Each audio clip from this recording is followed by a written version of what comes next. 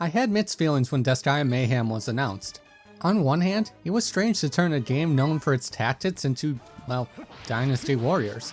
But on the other hand, it's oddly fitting. This is also a franchise known for over-the-top overlords. It made sense that they'd effortlessly dispatch lesser demons. It is also a proven formula, one many franchises successfully utilized. So I was cautiously optimistic. Still, given the massive departure from mainline adventures, is it a must or a shameless cash grab?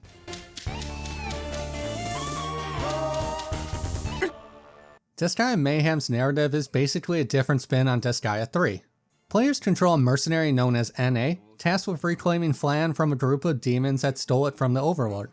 For the most part, Disgaea Mayhem approaches this plot earnestly. Characters are all in on the concept in a way that is reminiscent of Sardines and Disgaea 4.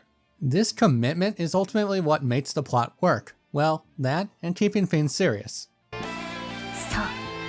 れは一部のゾンビからしか採取できないとても貴重な一品。あまたの魔王魔人たちがそれを追い求めてきた。最強の武器にもなりうるそれが今回のプリンの鍵だったのだ。おい、まさかそれは。そう、馬のだ。馬のだと。隠し味程度だかな。カニキング。 Okay, as serious as Disgaea can muster. Jokes aside, it ultimately leads to a more complex story with some heartfelt moments. Not to the highs of previous mainline games, but enough where it feels like Disgaea. Something that also extends into gameplay. はありませんね。血で血を洗う弱肉強食の掟が支配する。けだものたちが集う魔界だとか。それは昔の話だ。父上、マルグラフ全魔王によって大きく変わった。今 For better or worse, Disgaea Mayhem faithfully adapts most staple elements.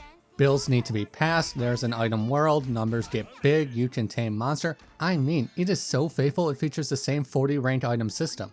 As a result, it feels like a true spin-off, though that isn't necessarily a good thing. For example, NA has access to fists, swords, spears, axes, bows, guns, and wands, otherwise known as the standard non-monster weapons.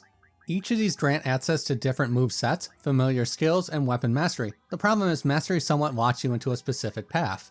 Each level gives additional power, making anything else detrimental to use. Take these two weapons. One I have at mastery level 30, and the other is at level 2. Despite having a listed attack difference of 1200, it amounts to roughly 88,000. These are the type of things you might consider in a tactical RPG, but in an action game it can feel horrible, especially once enemies start to get massive health bars.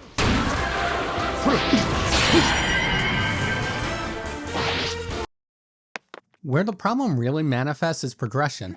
Despite being action-based, numbers ultimately determine success. If you're too weak, you might be expected to land 100 blows without getting hit yourself. The opposite is also true. With a big enough gap, you're functionally invincible and can one-shot everything. Both can be fun, in the right setting, but in this case it should be obvious which of the two feels miserable. Not only is this unenjoyable, it creates a monotonous loop. Item World is a quit stage where one stat stick is replaced with another stat stick. Even if this was always true, Item World is also less random. Items have a set resonant type, so if I just keep leveling swords, it should offer similar layouts. There is some variance, but not so much where two runs felt completely different. More things like different boss monsters than arenas or enemy types. It also doesn't help that the game is short and Land of Carnage is required. Not including loading screens, it took about 3 hours and 20 minutes to complete every story stage. Factoring in grinding, and I think it's reasonable to say the campaign is 4 hours long. Following that is a brief epilogue. I didn't track how long it took, though I want to say it's around 3 additional hours. This being almost exclusively grinding Item World. Upon completing that, players need to unlock Carnage difficulty. This is done by basically reaching the current difficulty limits. After that, there's another 10 or so hour long grind, again, mostly in Item World, to finally reach the true ending. That makes for a rough sell. It basically comes down to how much you want to slay enemies in Item World. Not a horrible prospect, but again, it's mostly number based. That's also kind of the other thing. Since enemy levels increase with each floor, it is impossible to scale this well. Levels go from being a joke to impossible. Something the mainline games avoided by adding non-combat clear conditions. Once things got too difficult, just run to the exit and keep going until you escape. Thankfully, progression was also altered to accommodate this. Unsuccessful item world runs still give loot and progress.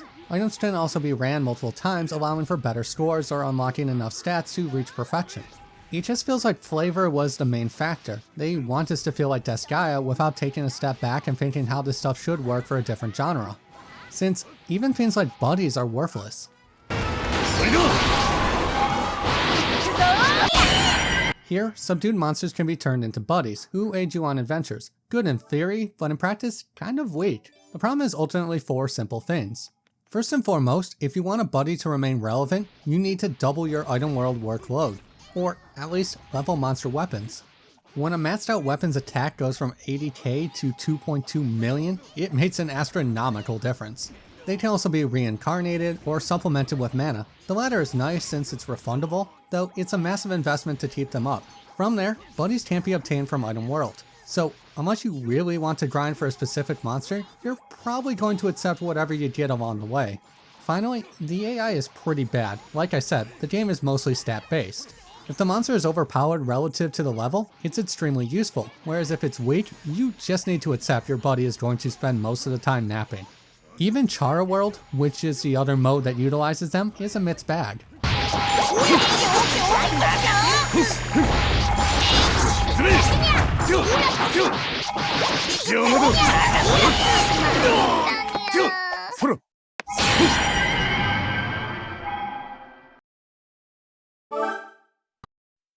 Chara World works like a board game. Move a set number of spaces based off rolls, get a positive or negative bonus, and the occasional semi-automatic battle. Since there are options to heal or revive, though nothing to dictate what the monster does.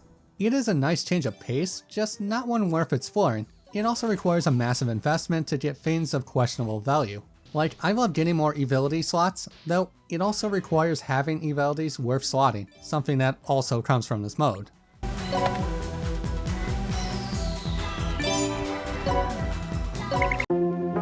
Overall, there really isn't much else to say. Disgaea Mayhem is fun because the genre itself is generally fun. There is a certain thrill wiping out waves of enemies in a single blow, but even that is kinda iffy. Outside of item world, which is generally waves of monsters, story stages generally ask for monsters to be defeated in small increments. Go here, defeat 15, now go here, do the same, repeat, now go fight a boss. Admittedly, there are free play stages, though they mostly exist to farm for things like buddies or endless runs. There are just so many choices like this that the experience is a hard sell, to the point where I'd say hold off for a sale. Hey, thanks for watching. If you found this helpful, don't forget to leave a like, and for more content, please subscribe.